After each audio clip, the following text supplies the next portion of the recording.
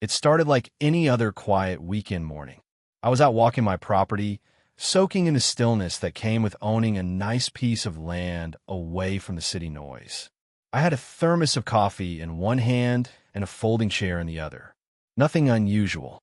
I had plans to relax near the edge of the property line, a spot that overlooked the nearby trail and gave me the best view of the sunrise.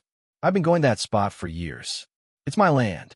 I've maintained it, paid taxes on it, even cleared brush from the edge after every storm. To me, it wasn't just land, it was peace.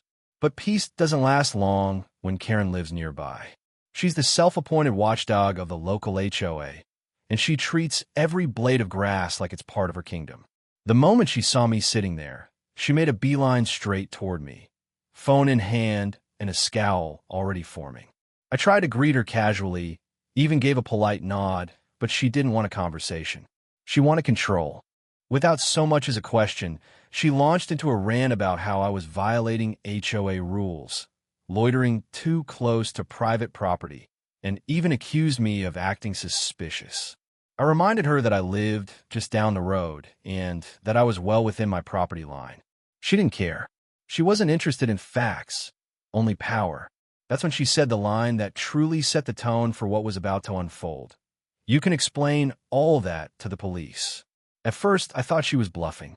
But sure enough, minutes later, I heard the faint sound of sirens. She actually called 911 on me. I couldn't believe it. I stood there calmly as two officers pulled up, clearly expecting some kind of trespasser or threat. I explained the situation, handed them my ID, and then did something Karen didn't expect. I pulled out a copy of the land deed from my truck. See, I've dealt with Karen before, and I've learned that she loves confrontation more than the truth. So I came prepared. The officers took one look at the deed, checked the address, and immediately relaxed. Karen, on the other hand, did the opposite. She went pale, then red, then started stammering about how that land belongs to the HOA and how he's been causing problems for months. The officers listened, but didn't seem convinced. After all, I had the paperwork. She had opinions. What Karen didn't realize, and what I was happy to explain to everyone standing there, is that years ago I bought several acres of land that had been previously zoned for public access, but later reclassified. One portion of that land stretched right up to the edge of the neighborhood. In fact, a large part of what the HOA believed was community property had technically never been transferred into their name. Due to some sloppy legal work when the HOA was first formed and some later budget constraints, they never completed the land acquisition process. I had discovered this months earlier when I was reviewing county property maps for another project.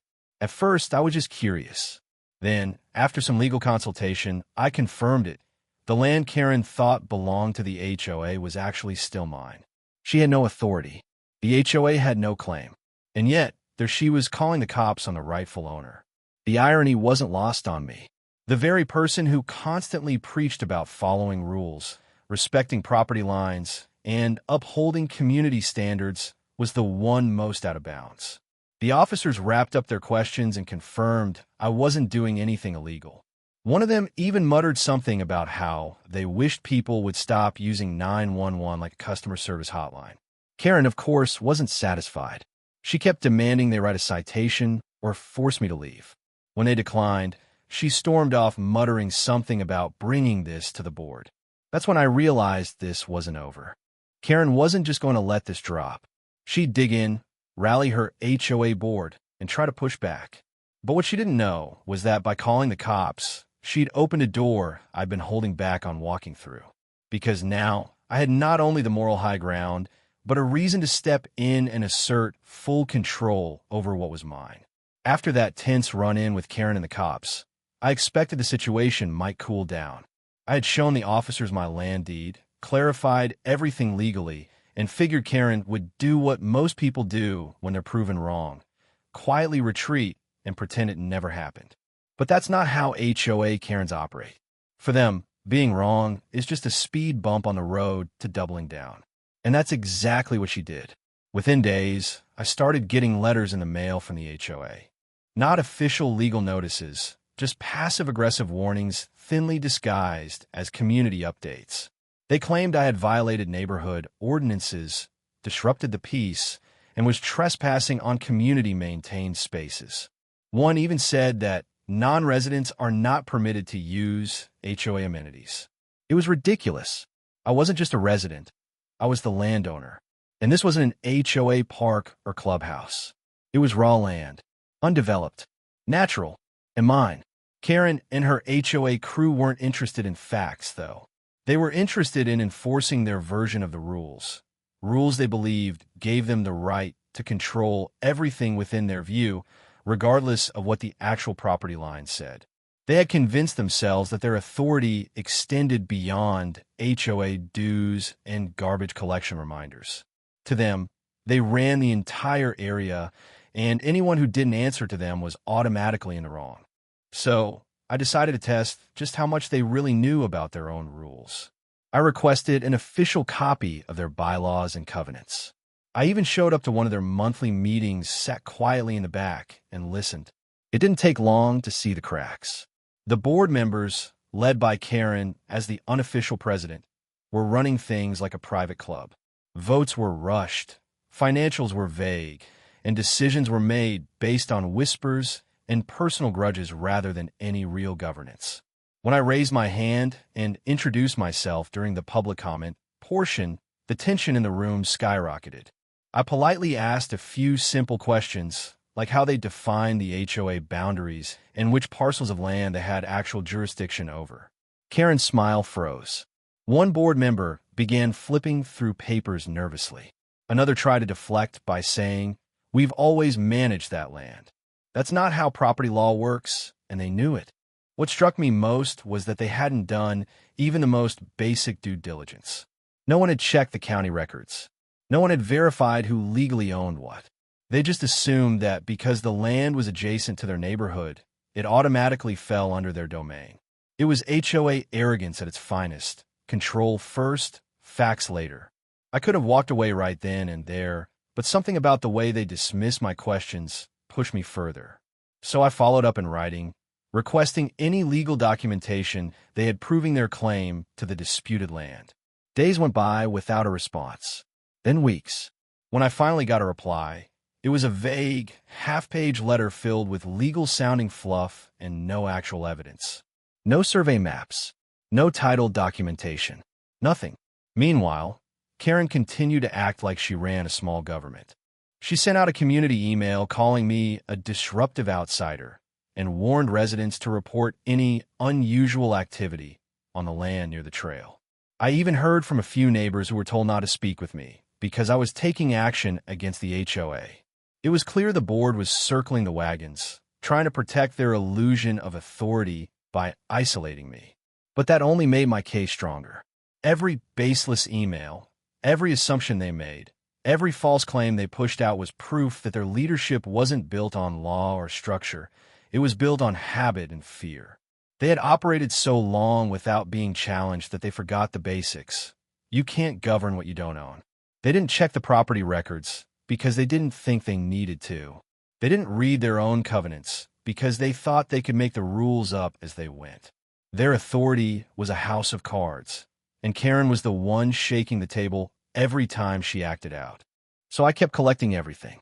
Emails, meeting recordings, copies of every notice they sent. I was building a file, not just to defend myself, but to expose how far the HOA had strayed from its legal limits.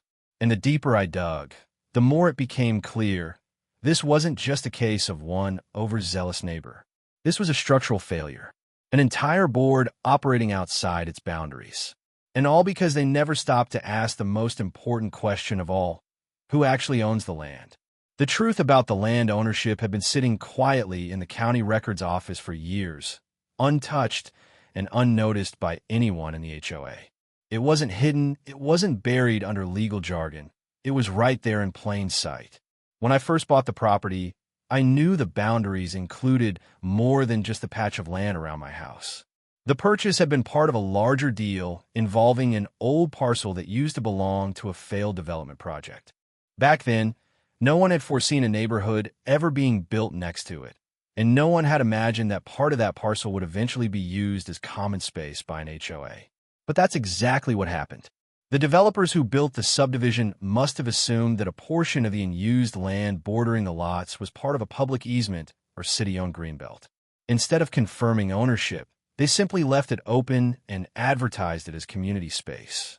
Fast forward a few years, and the HOA, under Karen's self-appointed leadership, claimed it as their own.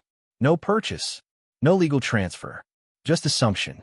When I moved in and realized how close my land came to the HOA's boundaries, I did what any responsible landowner would do. I pulled a survey. I ordered a professional boundary check. I cross-referenced the plat maps. And sure enough, the land they were using, the walking trail, the shaded picnic area, even part of the retention pond, was all sitting on my title. The property lines were crystal clear. My deed included coordinates, legal descriptions, and everything required to make it indisputable. I wasn't just adjacent to the HOA. I was the legal owner of a major section of what they believed was theirs. This revelation didn't shock me as much as it amused me at first.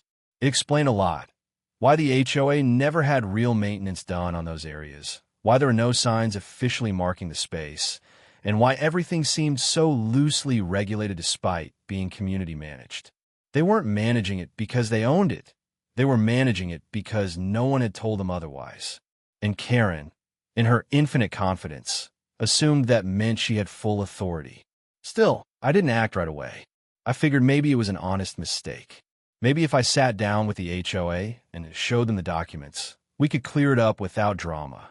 But once Karen called the cops on me for being on my own land, that changed everything.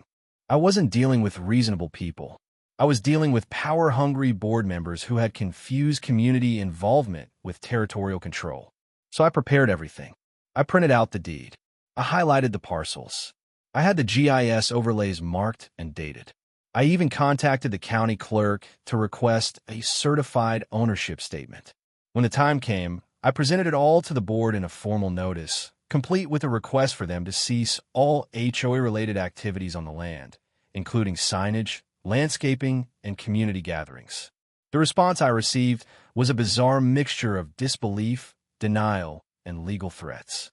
They claimed I must be mistaken, that the HOA has always managed that land, and that I was somehow interfering with community enjoyment.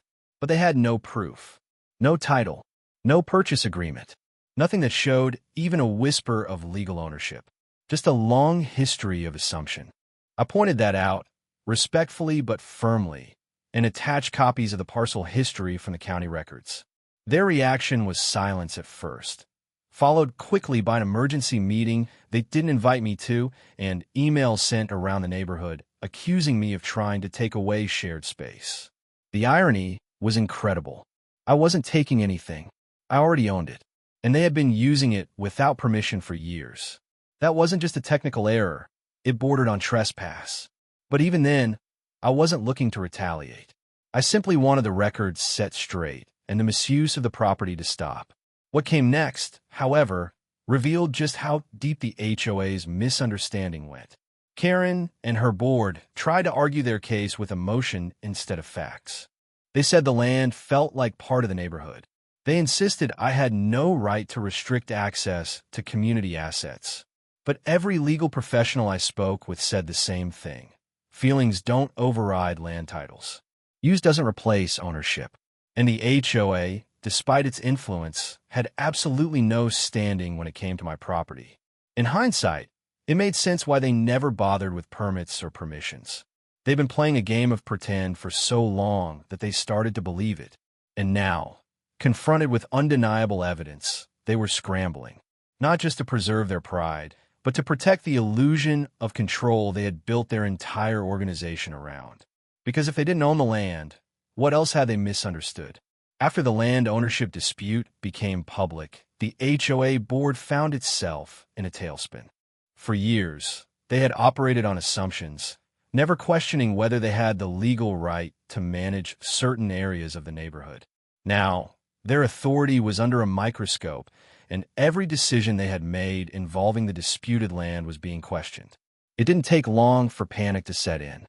Emails started flying back and forth between board members. Emergency meetings were scheduled, and suddenly Karen, the one who had confidently called the cops on me, was unusually quiet. Word began spreading among the residents. People started asking questions at board meetings, demanding to see maps, records, and official documents. Some residents who had always blindly supported the HOA began to realize that they had been misled. One neighbor even told me privately that he had assumed the HOA owned all the green space, because that's what he had been told when he moved in.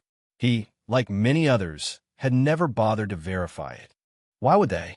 No one expects their HOA to be running on fiction. The board's usual tactics, vague answers, deflecting blame, and burying problems in procedure, weren't working anymore. Too many people had seen the deed. Too many had looked up the county records for themselves. Their credibility was cracking, and it showed. The once tight-knit, controlling group that ran meetings with iron fists was now defensive and divided. Karen, usually the loudest voice in the room, started skipping meetings altogether. Rumors began circulating that some board members were considering stepping down to avoid being personally liable for the decisions they'd made. To make matters worse for them, their lawyer, yes, they actually brought in legal counsel, reportedly advised the board that I had a legitimate claim. That wasn't something they wanted to hear. They had been hoping for a loophole, some obscure clause in the HOA documents that would magically reverse reality. But the legal facts were clear. I own the land. I could revoke access. And if I chose to, I could even file civil claims for years of unauthorized use. At this point, the board realized they had to act fast. Their panic turned into desperate damage control. They issued a clarification letter to all homeowners, claiming that while the land in question had been believed to be under HOA oversight, recent external ownership findings required a pause on all community events and maintenance in the area. The wording was clearly an attempt to avoid admitting fault, but residents weren't buying it. They wanted transparency, not spin. As I walked through the neighborhood in the following days, people stopped me. They asked for clarification, thanked me for revealing the truth, and shared their frustrations with how the HOA had handled things. Some admitted they'd always felt uneasy with how much control the board exercised without much accountability. One elderly resident confided in me that she had received a warning letter a year earlier just for planting flowers that didn't match the neighborhood color scheme. She said, "I didn't know they didn't even own the land behind my yard. They made us believe they owned everything." That was the turning point. Residents started organizing. A group formed to request a full audit of the HOA's operations, including a detailed review of all land usage and spending.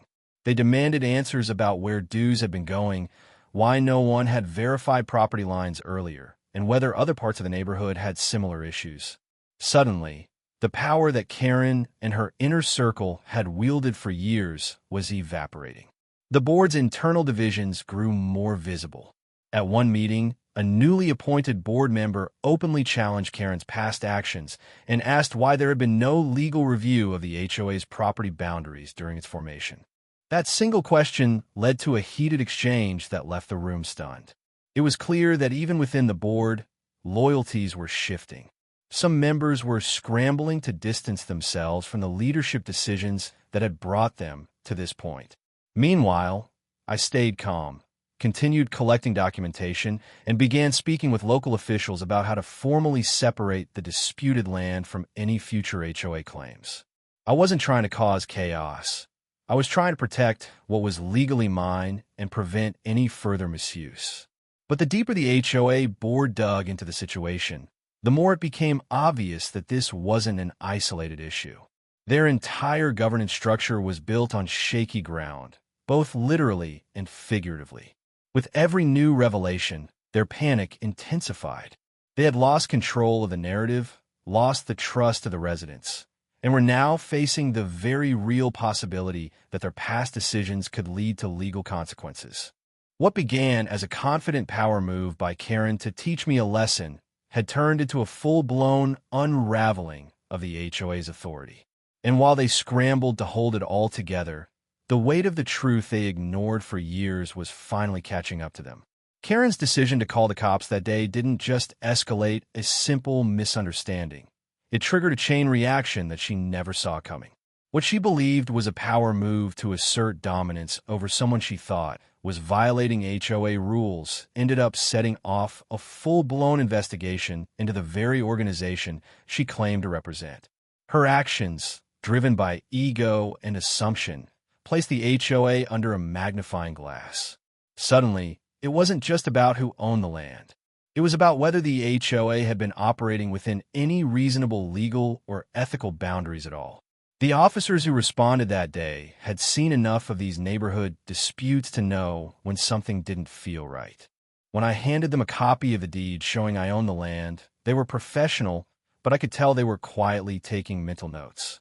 One of them even asked if the HOA had ever reached out to me formally about the area in question. When I told him no, that they had just started using it as if it was theirs, he raised an eyebrow. That brief encounter was enough for them to log the incident and forward a note to the city's neighborhood compliance office. A few days later, I received a call from a city code enforcement officer who had been asked to follow up. He was polite and direct. He asked for the same documentation I had shown the police and wanted to know if the HOA had ever obtained permits for events, trail maintenance, or structural additions like benches or fencing in the area. I told him no, and I emailed everything over. That was the beginning of a snowball that would grow larger with every layer peeled back. The officer contacted the HOA next, requesting records of land use and permits. According to one neighbor who sat in on the following board meeting, the board was blindsided.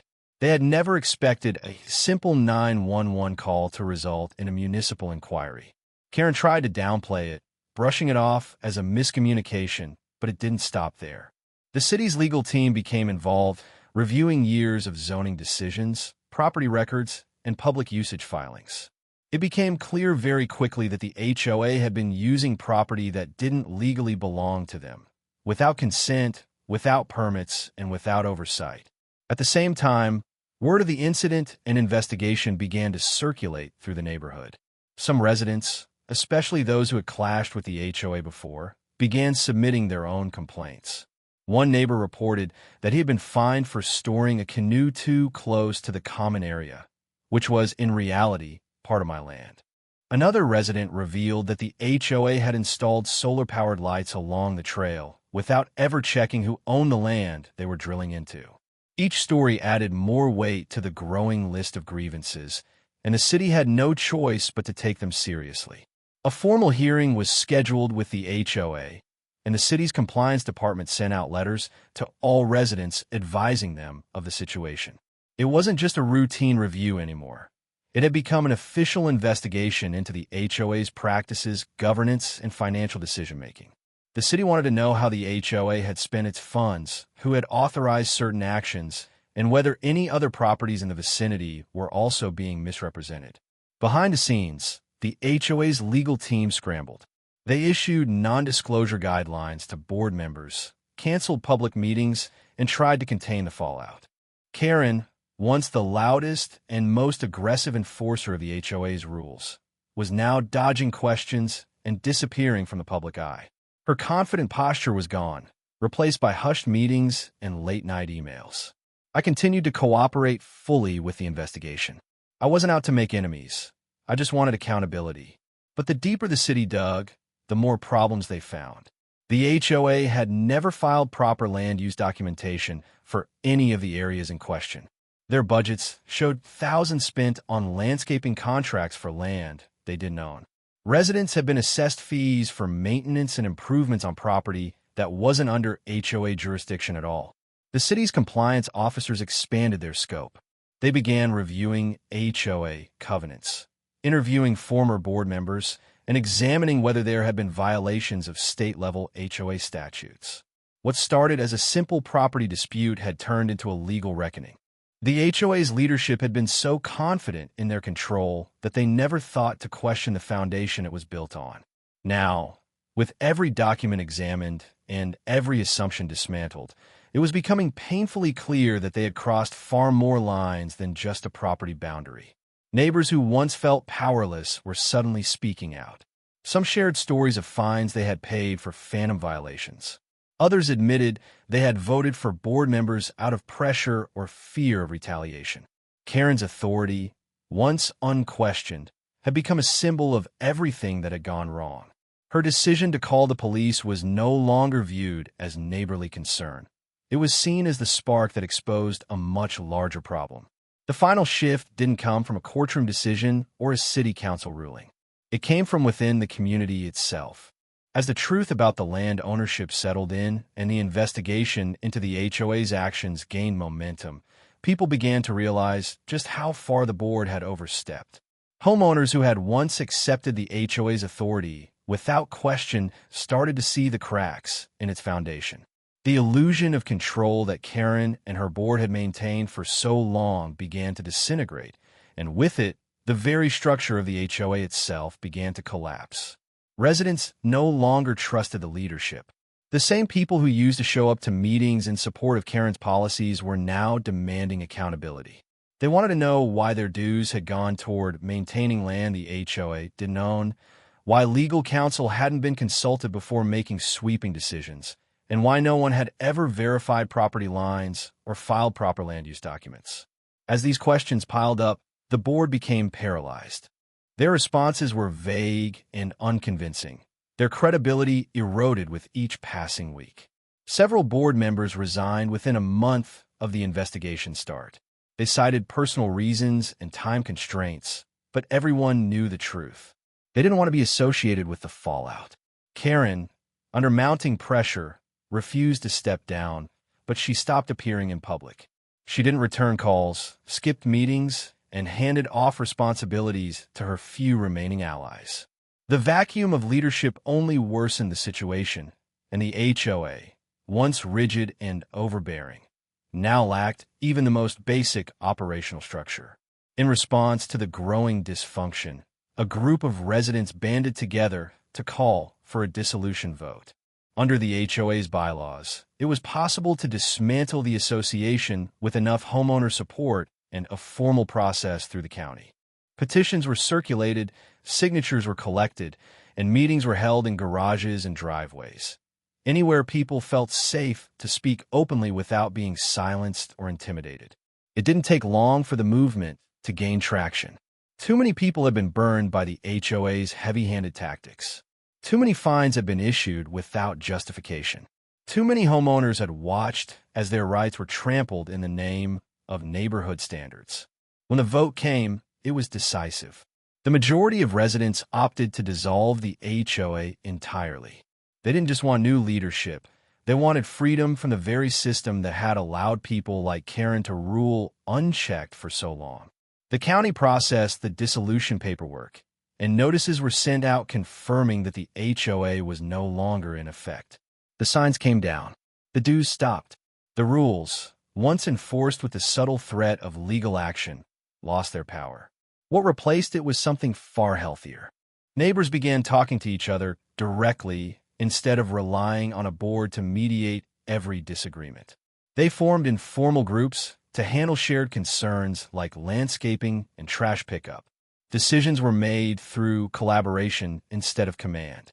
Without the HOA in place, there is no longer a platform for power-hungry individuals to impose their personal preferences on everyone else. For Karen, the aftermath was a quiet and awkward decline. Without the backing of the HOA, she had no authority, no audience, and no influence. Her attempts to maintain control through personal relationships and email lists fell flat. People had moved on. They saw through the facade. Some even began to treat her with the same dismissive tone she had once reserved for them. The woman who had called the police on a property owner, weaponized the HOA against her neighbors, and ignored every opportunity to resolve things peacefully, now found herself irrelevant. As for the land, it was fully reclaimed. I placed markers along the boundary and restored natural growth in the areas that had been overused. I posted small signs, not to exclude anyone, but to remind people of the truth. It wasn't about keeping people out. It was about protecting what was mine and reminding the community that ownership matters, that rules must be grounded in reality, and that authority without accountability always leads to downfall. In the absence of the HOA, the neighborhood began to breathe again. No more anonymous violation notices. No more threats over mailbox colors or lawn height. People decorated their homes with confidence, planted what they wanted, and spoke openly without fear of retaliation. There was a new sense of community, not enforced, but earned through mutual respect and a shared understanding of boundaries, both literal and social. What had once been a tightly controlled environment became a place where people actually enjoyed living again.